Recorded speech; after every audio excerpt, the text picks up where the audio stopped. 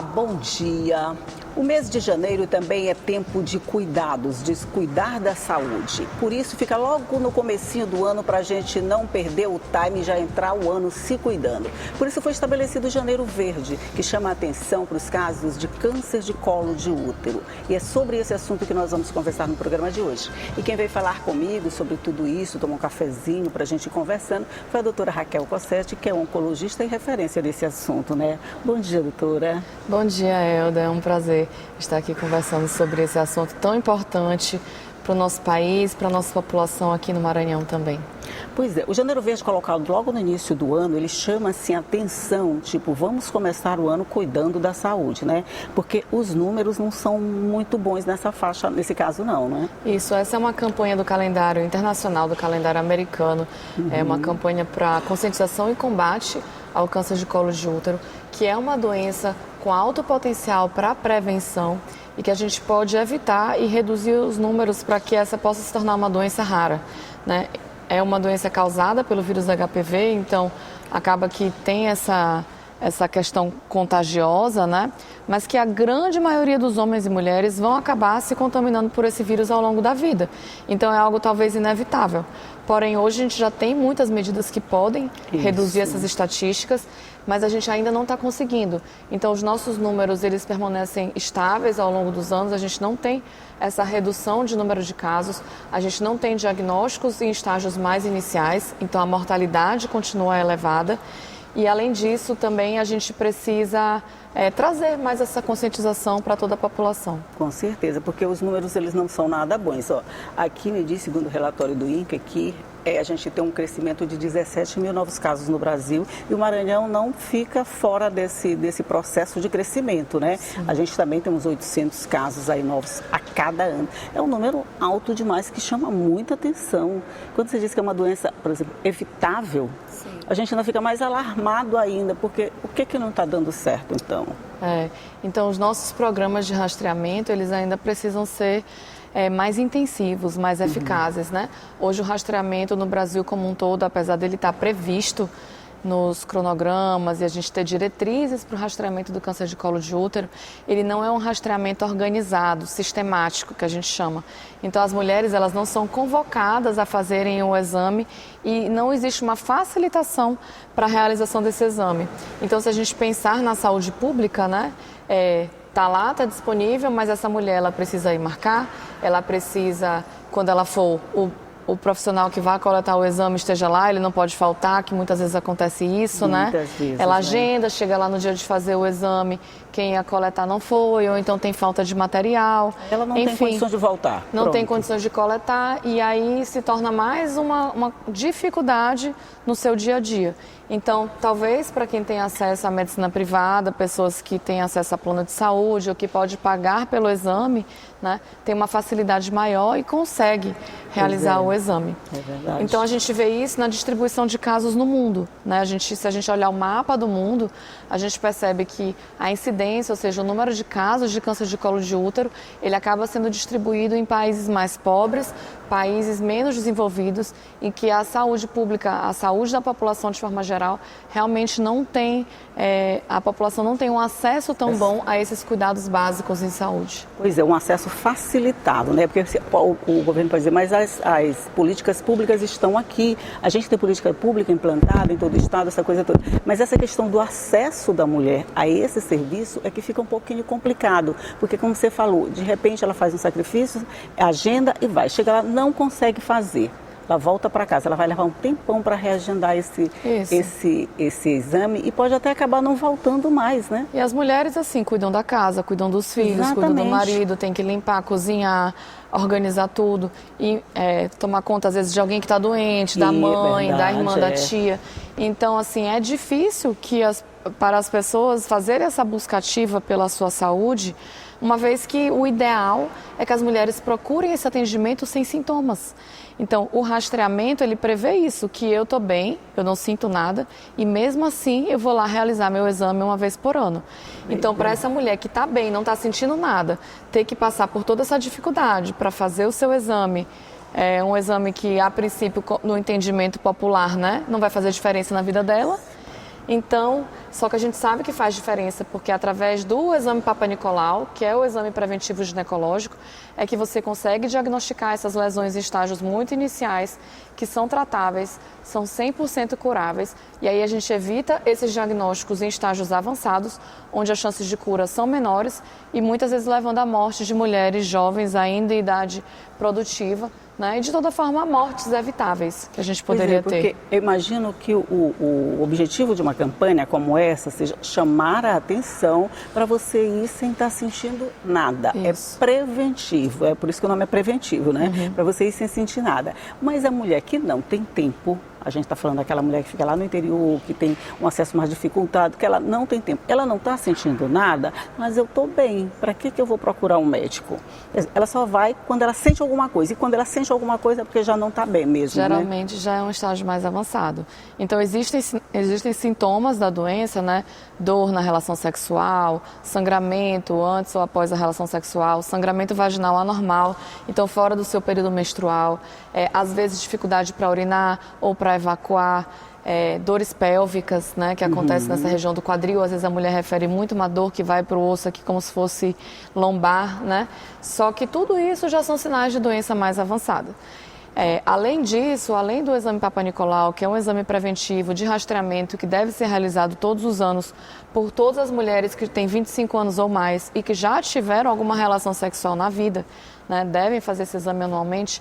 Hoje a gente conta também com a vacina contra o HPV. Então, como a gente falou aqui no comecinho, essa doença, em 98% das vezes, ela é causada pelo vírus HPV. E hoje a gente tem essa vacina que está disponível de forma gratuita pelo SUS para as meninas e meninos adolescentes de 11 a 14 anos. Então, a gente deveria também incentivar os nossos jovens, os pais também a levarem os adolescentes para vacinar. Mas mesmo assim, mesmo que eu tenha mulheres, hoje a gente já tem meninas, né, que estão chegando nessa faixa etária do rastreamento, que receberam a vacina, elas devem sim fazer o preventivo, tá? Mesmo com a vacina, deve fazer o preventivo. O ideal é fazer o preventivo, porém a chance de desenvolver o câncer de colo de útero é reduzida em mais de 70%. Então a gente reduz a incidência do câncer de colo de útero e de outros cânceres associados ao vírus HPV em cerca de 70%, com a vacina nova, que ainda não está disponível no SUS, mas é a vacina que abrange a nonavalente, né? A gente reduziria isso em 90%, mas o importante é que se vacine. 70%, que é a vacina que a gente tem disponível, já é uma redução de risco absurda, né? Que traria um benefício muito grande para a nossa população. Pois é, eu ia falar exatamente sobre isso. O impacto que essa vacinação tem no diagnóstico dessa doença. A gente teve um início de vacinação de HPV muito polêmico, muito cheio de tabus, muito cheio de confusões, de dúvidas, mas parece que agora a coisa já deslanchou, todo mundo está consciente de que é necessário meninas e meninas se vacinarem, ninguém nesse caso está incentivando o início de uma vida sexual de jeito nenhum.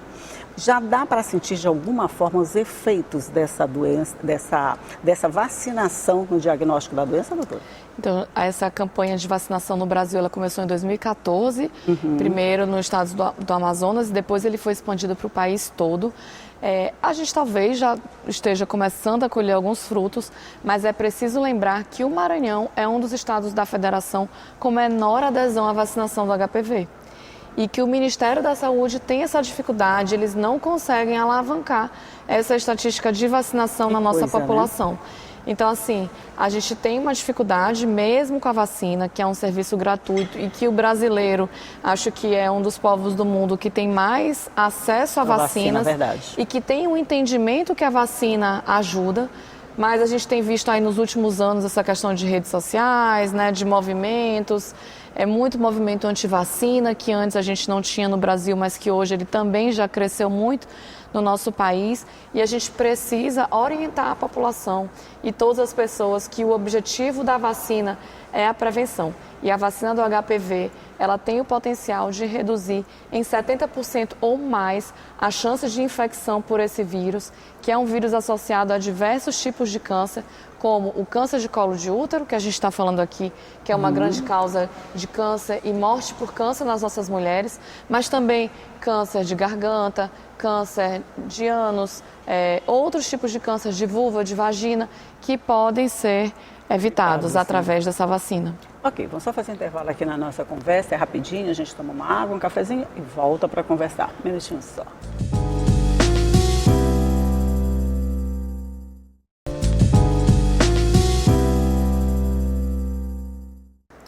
Já estamos de volta conversando aqui sobre o Janeiro Verde e a campanha de conscientização para os riscos do câncer de colo de útero. E vale a pena lembrar que o Maranhão é um dos estados que está no número de casos, dos estados que mais registram casos desses. E a gente estava falando aqui, eu estou conversando com a doutora Raquel Cossetti, a gente estava falando dos benefícios da vacinação da HPV. Desde sempre, os órgãos públicos têm encontrado essa dificuldade. Essa campanha, eles estão tentando agora levar para as escolas, na verdade já estão levando, que é onde a gente vai encontrar esse público vacinável, essa garotada que precisa ser vacinada. Como é que a senhora vê esse processo, vamos dizer, de democratização dessa vacina para enfrentar esse tabu? Bom, a vacina ela é super importante, foi um passo muito grande que o Brasil deu. Vários países do mundo que implantaram a vacina, implantaram após a implantação aqui no Brasil, e muitos outros países ainda não têm acesso a essa vacina. Mas o que a gente precisa fazer é que a população seja vacinada. Não adianta eu ter a vacina se as pessoas não buscarem essa vacinação. E nessa faixa etária de meninos e meninas ali, né, nessa idade de adolescente, pré-adolescente, que já passou daquela idade que o brasileiro foi ensinado a levar os filhos para vacinar, né? O bebezinho a gente leva, a gente aprendeu, a gente leva, até ali 1 ano, a gente está levando sempre no pediatra, os bebezinhos todo mês tem consulta, né, de puericultura. Então os adolescentes, eles estavam ali numa idade à mercê da vacinação. O pai e a mãe às vezes nem lembra, nem sabe que tem vacina para tomar. Então, a volta da vacina para as escolas é muito importante. Quando a vacina da HPV começou no Brasil, era nas escolas, e aí houve muitas dificuldades para prosseguir com essa vacinação nas escolas. E aí foi preciso, então, um novo movimento, né, do Ministério da Saúde e até mesmo dos estados e dos municípios para reorganizarem essa vacinação nas escolas e esse acesso ser facilitado para essas crianças e adolescentes. E aí volta naquele ponto que você falou, né? Que a gente estava conversando sobre os movimentos anti-vacina, e aí os pais, os tabus, vão levar para a escola, vai trazer a iniciação da vida sexual para os meus filhos. Não é isso que se pretende com a vacina do HPV. Sim, claro. O que a gente pretende é que aquela criança seja imunizada para o resto da vida, e a gente sabe que nessa faixa etária é quando a vacina tem maior eficácia. Por isso que até mesmo uma dose, que é como foi mudado o calendário vacinal. Para facilitar ainda mais, né? Começou com 3 doses e aí se entendeu que nessa faixa etária 2 doses era suficiente. E agora a Organização Mundial de Saúde recomenda 1 dose apenas nessa faixa etária. Então lembrando que após os 15 anos de idade, se eu não me vacinei e eu for me vacinar após os 15 anos, a recomendação são 3 doses. Então, para as crianças até e adolescentes... 14, 1 dose funciona bem. Sim, tem estudos que 2 doses ou até mesmo uma única dose, que é o que a gente está adotando agora no Brasil, é suficiente e é eficaz. Mas eu, mulher que não tive acesso a essa vacinação nessa época, se eu quiser me vacinar, eu tenho que fazer 3 doses. E a vacina, ela pode sim ser feita para homens e mulheres até os 45 anos de idade. Existem dados que falam do seu benefício, né, para homens e mulheres até os 45 anos de idade. E, inclusive, no calendário vacinal está prevista a vacinação de homens e mulheres imunossuprimidos nessa faixa etária. Então, se você tem alguma doença imunossupressora, ou mesmo pacientes com diagnóstico de câncer que fazem tratamento oncológico, ou seja, estão nessa categoria de imunossupressão, tem direito à vacinação pelo SUS. Ok. Isso, por exemplo, o fato do adolescente não ter iniciado uma vida sexual, menina, vamos falar da menina, não ter iniciado uma vida sexual, não impede que ela comece a fazer um preventivo já, não é? O exame ginecológico, sim. Não é para meninas novas fazerem, não é para fazer. Mas a prevenção com a vacina, sim. A prevenção, sim, né? Isso a partir dos 9 anos é a faixa etária ideal. A partir de 9 até 14, vacina mesmo que é o remédio, vamos dizer remédio, assim. Sim. E quanto antes, melhor. Porque o sistema imunológico está mais apto a desenvolver a vacina, a imunidade. E como elas ainda não tiveram o contato com o vírus HPV, elas vão ter uma resposta melhor para no dia que tiver esse contato, através do ato sexual em geral, tanto meninas quanto meninos, ela vai conseguir eliminar esse vírus, né? É o que acontece. O vírus HPV, a gente entra em contato com ele ao longo da nossa vida. Sim, mais de 80% da população vai ter contato com o vírus HPV ao longo da sua vida. E em muitos casos a gente consegue eliminar o vírus. Mas em outros casos o vírus ele entra na nossa célula e ele fica lá, silenciado, sem causar nenhum problema, mas ele fica persistente. Se fingindo de morto, né? Ele persiste infectando as nossas células. E um dia, ao longo da nossa vida, que a gente espera que dure muitas décadas, ele pode começar a se manifestar em formas de alterações celulares, que são as lesões iniciais e que depois podem evoluir para lesões mais avançadas.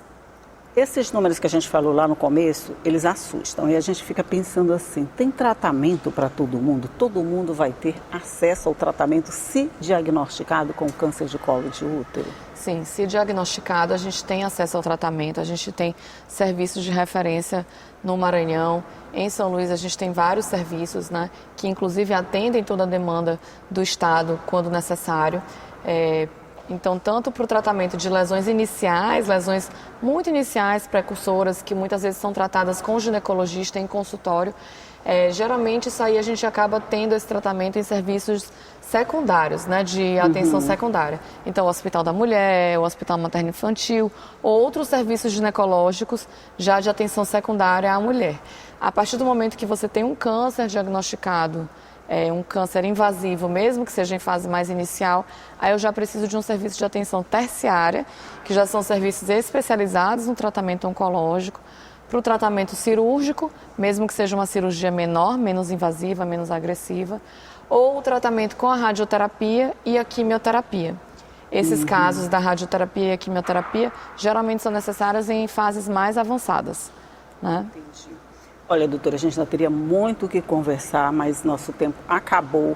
Mas olha só, esse ano você não se livra muito dessa campanha não, e a gente vai estar aqui reforçando todo o tempo, porque a gente ainda vai conversar sobre isso lá em março, quando chegar o Março Lilás. Nós temos, graças a Deus, né, 2 campanhas para chamar a atenção sobre o câncer de colo de útero, e você já está intimada a voltar em março para a gente conversar sobre o Março Lilás, porque tem muita coisa para se falar e nunca é demais se falar, né? Nunca é demais se falar sobre isso, né? É importante alertar, para que a gente possa alertar a nossa população, mas também a gente possa deixar essa dica, né, para os nossos gestores, para a gente melhorar o acesso dos nossos pacientes, das nossas mulheres. Pronto.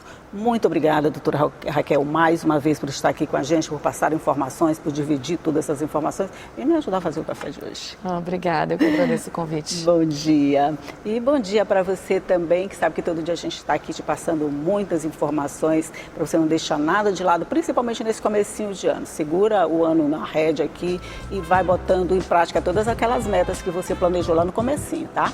Tchau e até a próxima.